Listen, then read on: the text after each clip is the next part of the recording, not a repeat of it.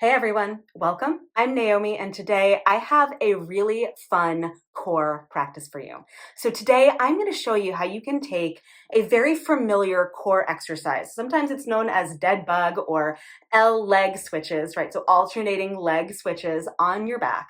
I'm going to show you how you can take this particular exercise and progress it from its most foundational, easiest way of doing it into the more challenging way of approaching this exercise, which is usually how we're introduced to it.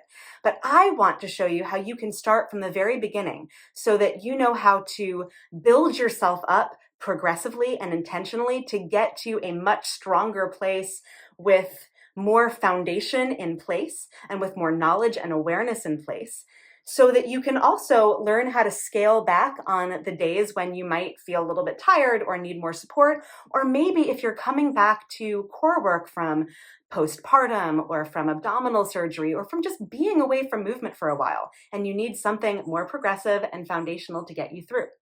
So if that sounds like your idea of fun, I need you to grab a block, and if you have them, some therabands, okay?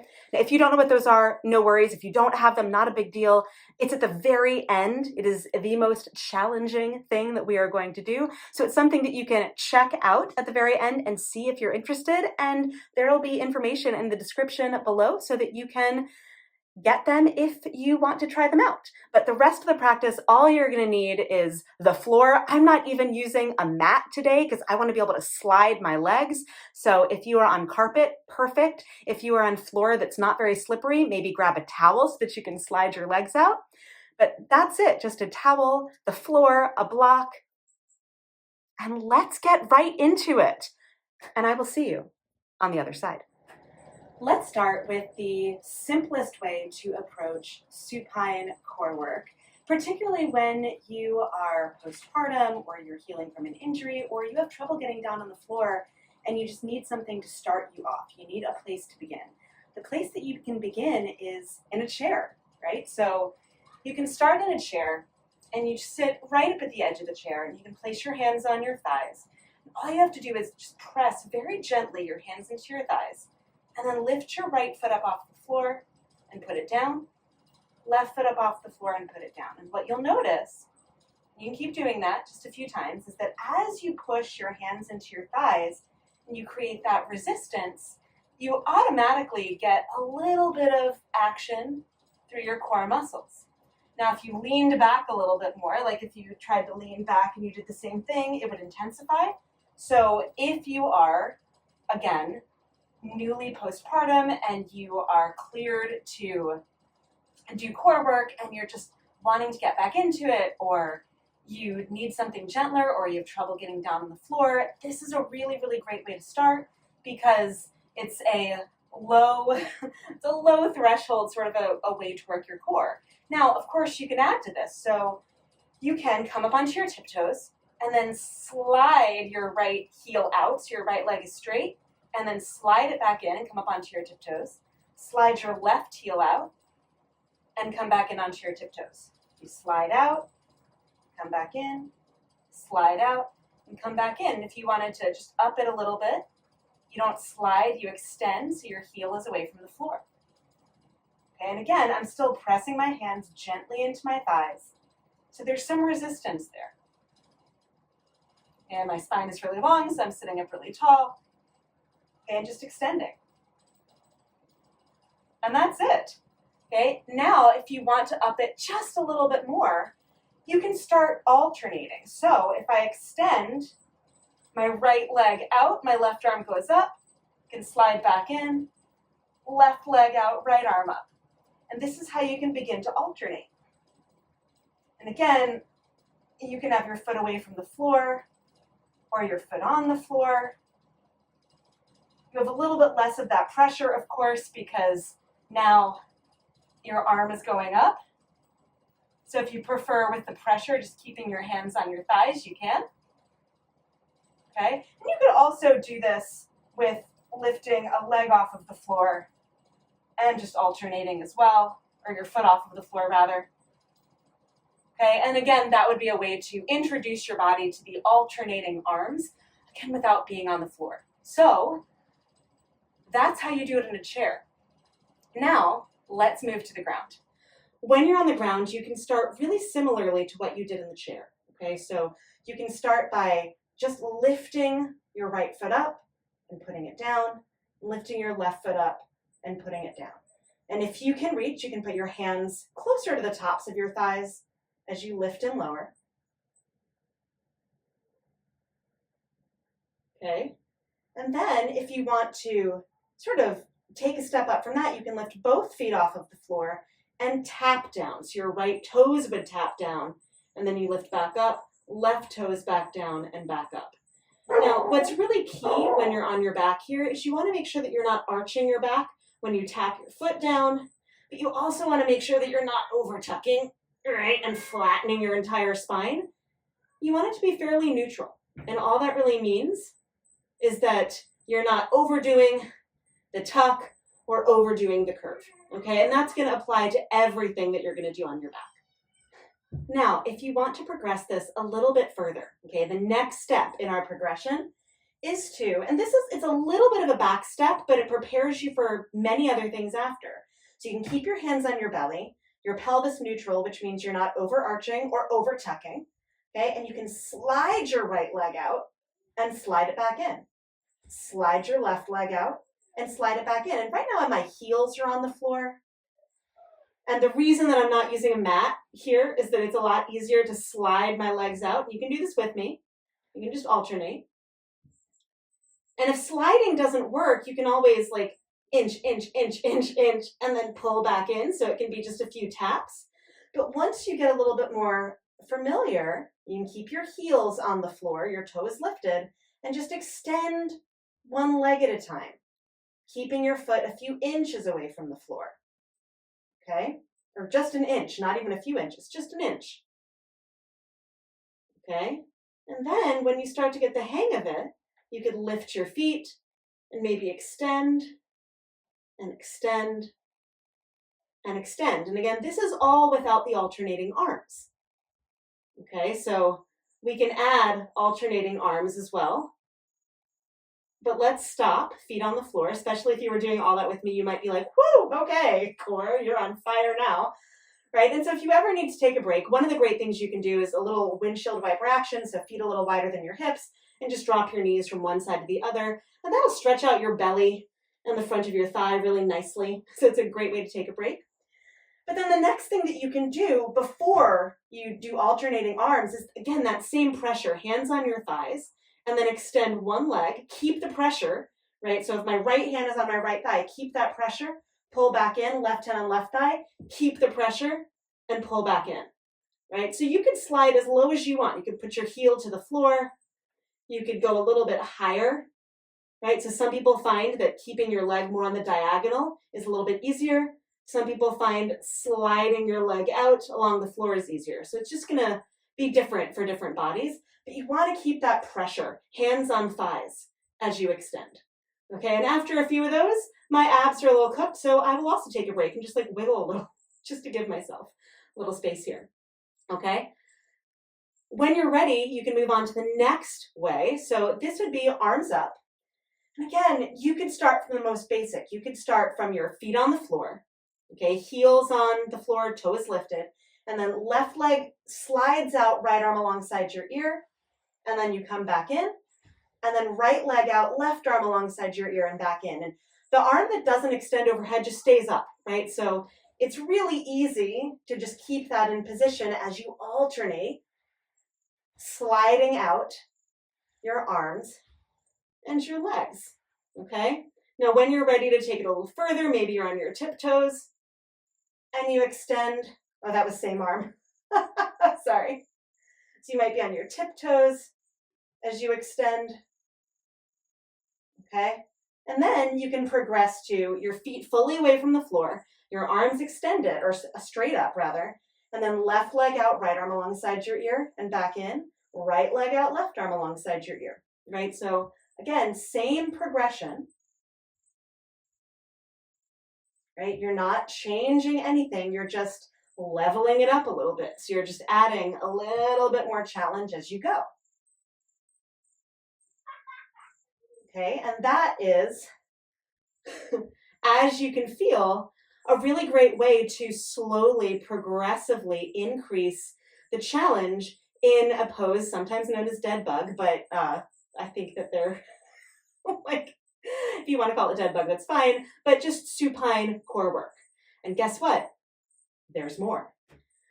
So the next way that you can step up your supine core work is to grab a block. Okay, now the block is a really great way to increase that challenge, but go back to something similar that you started with. So remember the pressure on your thighs, right? Pressing your hands into your thighs. Well, the block adds a new layer of that. Okay, so if I place my left hand against the block and I place the block on my right thigh, I can extend my left leg out and my right arm alongside my ear, come back in, switch it, place the block on my left thigh right above my knee, and extend right leg out, left arm alongside my ear. And I can just alternate here. So the block has to move. That's okay. It requires a little bit of coordination. But it's hard to speak while I'm doing it. But essentially, I'm just taking the block into the hand, okay, that is crossing over to my thigh. I extend my opposite leg and the opposite arm, and then move it. Okay, and that's a way that you can up level that same action that you just did earlier with your hand pressing into your thigh. Okay, it's a great way to do it. So now that you have progressed pretty far with one bent leg and one straight leg and alternating arms in your supine core work, now we can start working towards alternating legs, but keeping them straight the whole time. So both legs are straight instead of one leg bent and the other straight, okay? Now, similarly to what you did before, because you've already done the bent leg, you're just gonna start with both legs up, and you can keep both arms straight up or have your hands on your thighs to start, or your hands on your belly. And all you're doing is lowering one leg down, lifting it back up, and the other leg down and back up. Now, some people find that the lower your leg goes, the more your back arches. And if that's the case, then you can lower part of the way as opposed to all of the way, right? Some people find that it feels better on their low back to lower part of the way, so more like a scissor instead of an L. Whichever works for you. And whichever helps you feel your core muscles work a little bit more explicitly, okay? So just alternate. And you can extend your arms up once you feel more steady. And then you can start alternating. So if my left leg goes down, my right arm goes back. If my right leg goes down, my left arm goes overhead.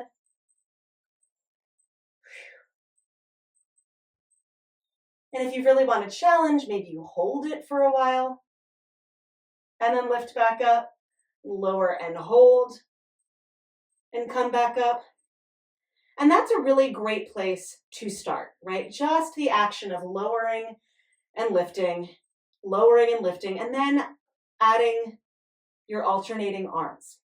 Now, once you get really good at the alternating arms, you can add a little bit of a rotation, which is a way to step it up even more. So if my legs are up, my arms are up, and I lower my left leg and my right arm, I can rotate and reach across with my left arm across my right leg, and then come back up, lower my right leg, reach across my left leg with my right arm, and come back up. So I don't really have to lift my head very much. Some people find that if they lift a lot, they feel it in their neck. You can just turn your head towards your armpit and back. Turn and back. So it doesn't really have to be this big lift of your head. You're just rotating. And if that feels like too much, you can go back to knees bent and do the same. Right? Same idea. You can even start even lower and just slide your leg. So I know I'm sort of going backwards instead of forwards, but if you find that those leg swaps with the alternating arms with your legs straight is too much, then you just take it down a notch. And if knees bent, keeping your leg lifted, is too much, then you downgrade a little bit more, right? Feet on the floor. Okay, so when you know what the most foundational way to work with this pose is, you can build yourself up. But if you feel like you've gone a little bit too intense or a little bit too far, you can also very easily just scale it back a little bit. That's the really great thing about moving through a progression here. Now I have one last really cool way to up level or to continue to progress your supine core experience. And that would be with bands, therabands, okay? Now therabands are much stretchier than, the exercise bands that are narrow that you put around your shins or whatever. These are long and stretchy. You can look them up. I will provide a link in the description so that you can find it. And ultimately what you want to do is get two, right? And if you're in my online studio, there's a video of how to assemble these so that you can use bands in your yoga practice for core work and for other work. So if you want to get that, you can just join me and move. We have a lot of fun there. But anyway, you're going to take your therabands and you're going to crisscross. Okay, so what that means is I'm going to take one band, loop it over my left foot, take the other band and loop it over my right foot. Okay, now right foot, I'm going to loop over my, you got it, left hand, and left foot, I'm going to loop over my right hand. Okay, now you can start this from all sorts of places. Okay, so what that means is you can actually start with heels on the floor and extend your leg with your arm overhead and bring back in, and extend your right leg, left arm overhead and bring back in. So you can start from that really foundational place. What you really want to be careful of with these bands is that you're not doing it straight over your face. You want to go wide of your body. Okay, and that's just a safety precaution, right? Like these are pretty sturdy, but after a lot of use, everything wears out. So you just want to make sure you're not having the bands directly over you and just make them as wide as your shoulders. Okay, so again, you can start in that very foundational place where you're sliding your legs, or you're extending one leg with the other heel on the floor. You can lift your feet and extend. So here, rather than having my arms straight up overhead, I actually have my hands close to the sides of my head, not my heads, I only have one, okay, and extend.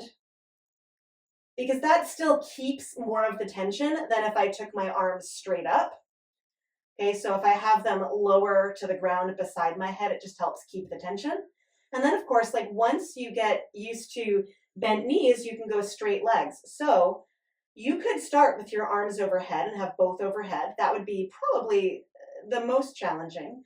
You could start with them a little bit above your head or beside your head, but it's the same idea. Okay, so you're extending your right leg down, left arm overhead, left leg down, right arm overhead. And the cool thing about the bands is that they add just a little bit of resistance, or a lot depending on which band you're using. So it starts to ask your core muscles to work a little bit harder than they had been previously.